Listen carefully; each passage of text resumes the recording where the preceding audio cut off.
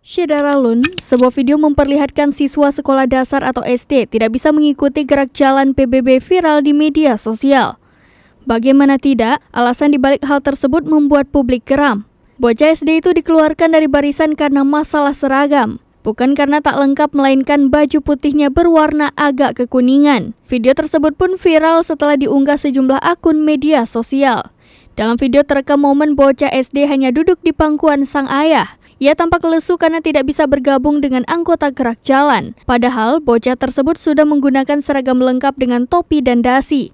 Dari kejauhan ia hanya menatap teman-temannya berjalan beriringan melintasi jalan di depannya. Pengunggah juga menyebut jika alasan bocah tersebut dikeluarkan dari barisan lantaran bajunya kekuningan atau kusam. Unggahan tersebut pun langsung banjir komentar dari warganet. Di unggahan selanjutnya, Andi Alwi, ayah sang bocah yang diketahui bernama Iqbal, membeberkan kronologisnya. Andi Alwi menceritakan detik-detik anaknya menangis. Ia bertanya kepada sang anak mengapa menangis. "Baju," ucap Andi Alwi menirukan Iqbal. Pria yang berprofesi sebagai buruh tani itu pun sedih mengetahui hal tersebut dan hanya bisa menenangkan sang anak.